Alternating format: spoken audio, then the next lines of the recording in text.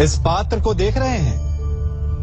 एक कुम्हार इस पात्र को बड़ी यातना से, बड़ी सावधानी से गढ़ता है।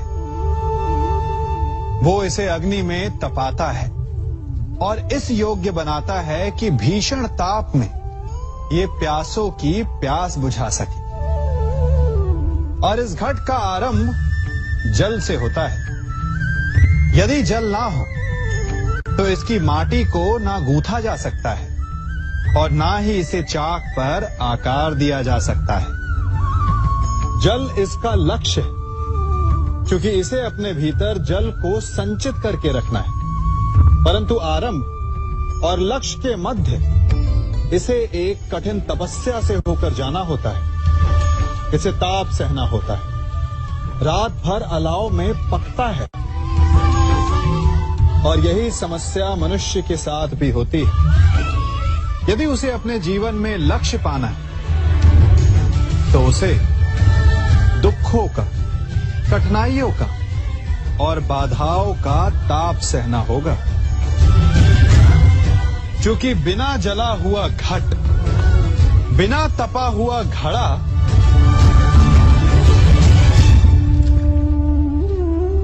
जल का संचय नहीं कर सकता। हम सबके जीवन में एक समस्या अवश्य आती है कि किसके समक्ष झुका जाए और किसके समक्ष ना झुका जाए। अधिकतर लोग ये कहते हैं कि एक स्वाभिमानी किसी के समक्ष नहीं झुकता, तो कुछ लोग ये कहते हैं कि जिसका आकार बड़ा होता है वो झुका हुआ है। विभिन्न मत हैं इस विषय में, परंतु सत्य क्या है? क्या आपने कभी सत्य को जानने का प्रयास किया? विचित्र पहेली है ना? वास्तविकता में ये सब परिस्थिति जन्य है।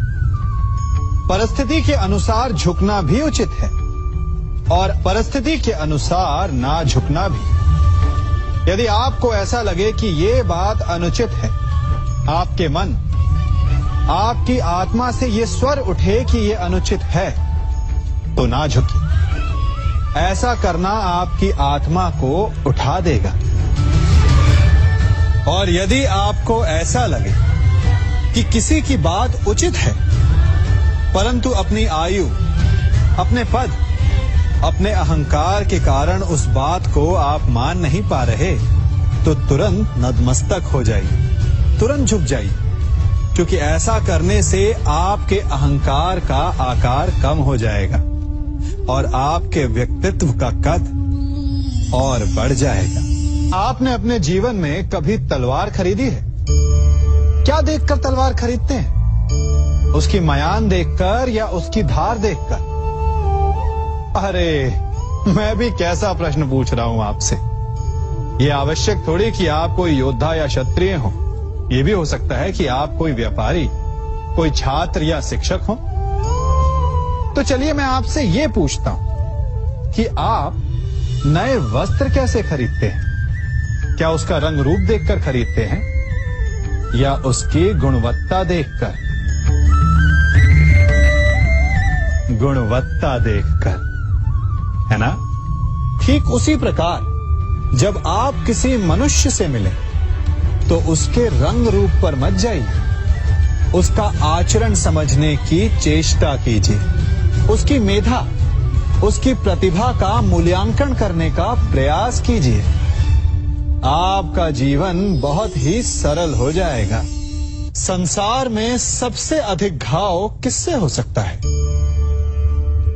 इंद्र के वज्र से या विष्णु के चक्र से या भीम की गदा से या फिर गांडीव के बाण से? नहीं। सबसे अधिक घाव यदि कोई पहुंचा सकते हैं तो वो हैं हमारे शब्द, हमारे वचन। यदि शब्द बाण है, अस्त्र है, तो हमारी जीवा उनका संधान करने का यंत्र है। शब्द चाहे तो अमृत बनकर आपको जीवन दान दे सकते हैं या फिर घृणा का विष बनकर आपके जीवन को पीड़ादायी बना सकते हैं। ये शब्द ही हैं जिनके घाव का किसी भी वैद्य के पास कोई उपचार नहीं। इसलिए जो वस्तु जितनी घातक होती है वही वस्तु उतनी ही अमूल्य भी होती है, और वचन सबसे अमूल्य होते हैं। इसलिए मीठी बोली बोलने का प्रयास कीजिए।